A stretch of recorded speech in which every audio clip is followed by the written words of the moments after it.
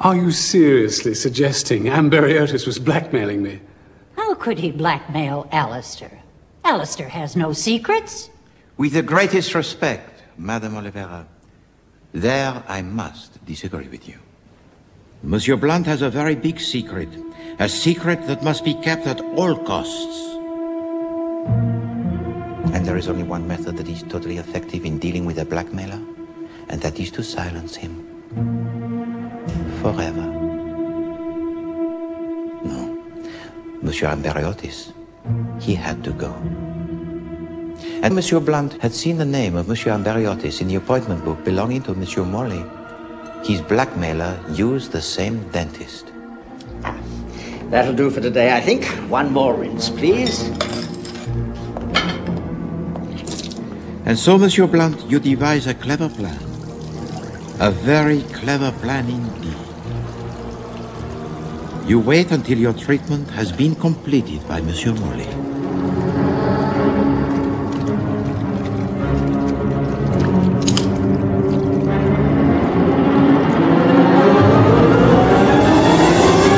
Then you shoot him.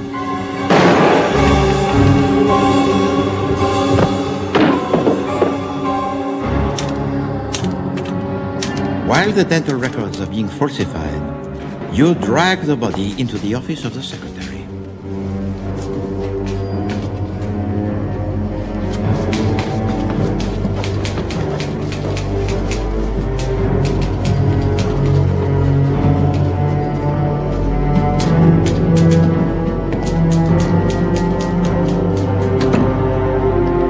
As I have said, Monsieur Amberiotis had never before met Monsieur Morley, so there was no reason for him to suspect anything.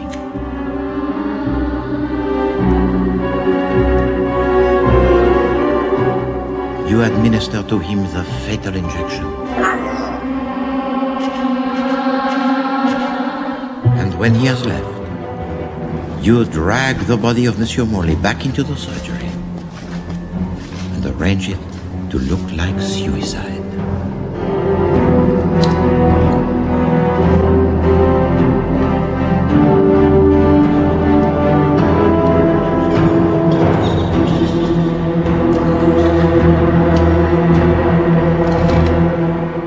I know, Monsieur Poirot, you have a great reputation.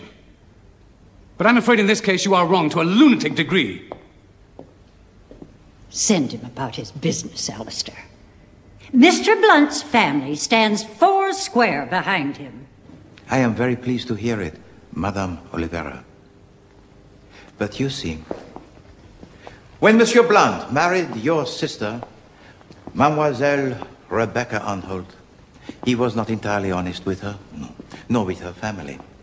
Because, as Monsieur Amberiotis learned from the real Mademoiselle Saint-Brécile, Monsieur Blunt was already married. Look, there's no need for the rest of you to listen to any more of this. If you... No, Monsieur Blunt. You were dazzled by the Anholt family, by the vista. Not so much of wealth, but of power. And so dazzled were you that you deliberately committed a bigamy, and your real wife acquiesced in the situation. Oh, what rot! What a fine portrait is this, Monsieur Blunt! Such a portrait would be to any boardroom an ornament. Monsieur Blunt standing beside his beloved wife, the former Mademoiselle Rebecca Anholt. However, Mesdames and Messieurs, I have here, in my pocket, a certificate of marriage between Martin Alistair Blunt and an actress by the name of Mademoiselle Gerda Alexandra Grant, dated April the 25th, 1925. And Mademoiselle Gerda Grant is still very much alive. Oh, yes. Indeed, she is in this very room.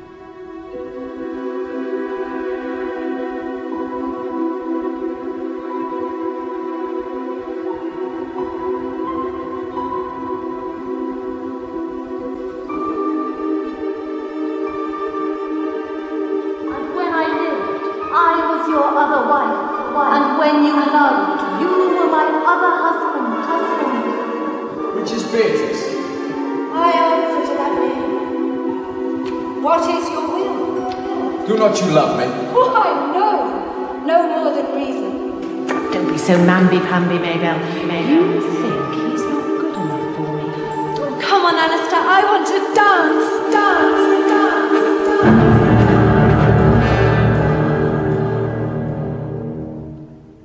dance. Gerda got such a kick out of it all, didn't you, old girl?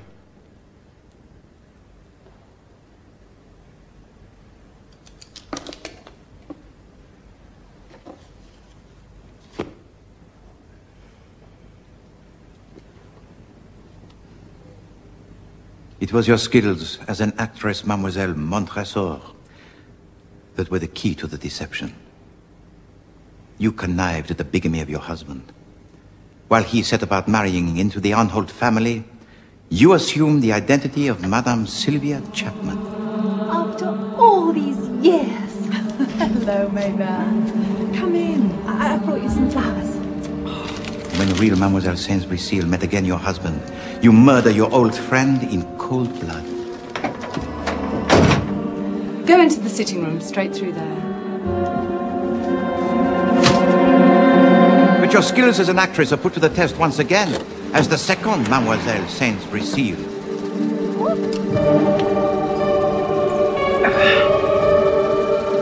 So kind. Not at all, madame.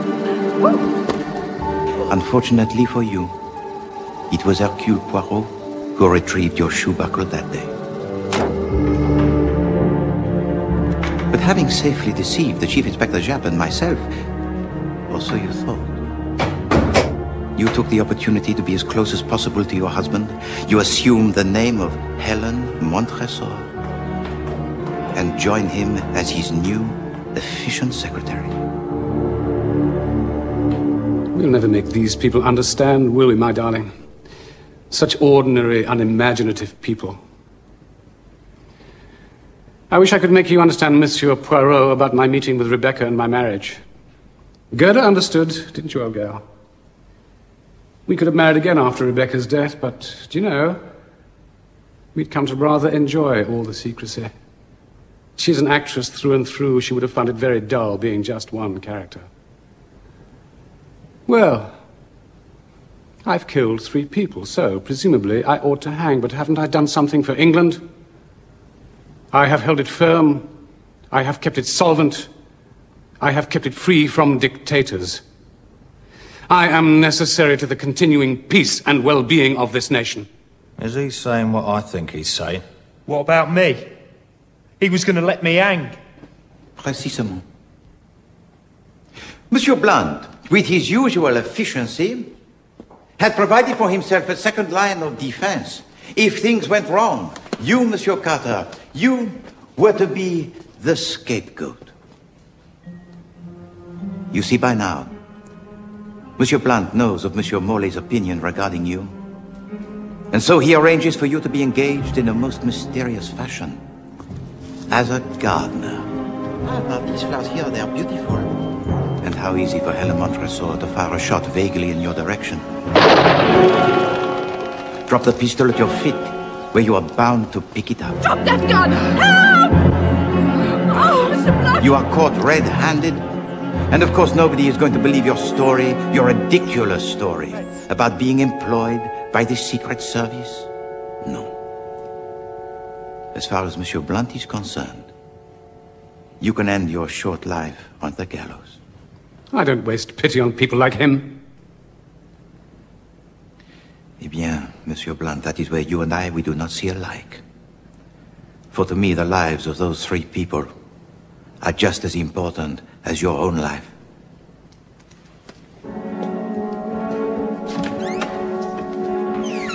Monsieur Blunt, you talk of the continued peace of this nation, huh? Oh yes, that is very good. But Poirot is not concerned with nations. Poirot is concerned with private individuals who have the right not to have taken from them their lives. Martin Alistair Blunt and Gerda Alexandra Blunt, I arrest you on charges of murder.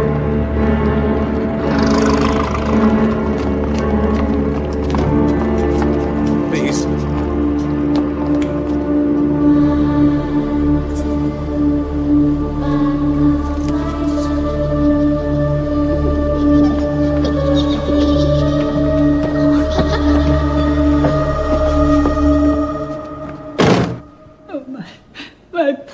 dear sister.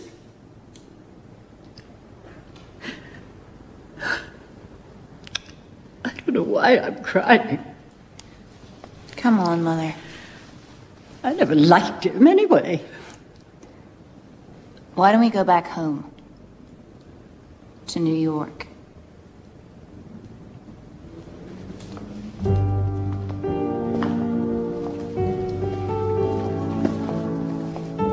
That could have been me, you know. I think I'm going to keep a close eye on you in future, Frank Carter. You're not safe out on your own. Secret Service.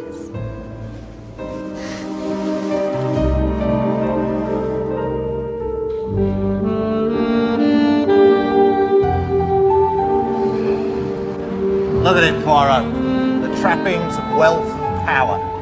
And yet underneath it all... Yes, Chief Inspector? Well, I mean, it just shows you, doesn't it? They're no better than we are when it comes down to it. It's the little chaps that keep things on an even keel. Chaps like you and me. But there are no little chaps, Chief Inspector. Particularly not Poirot.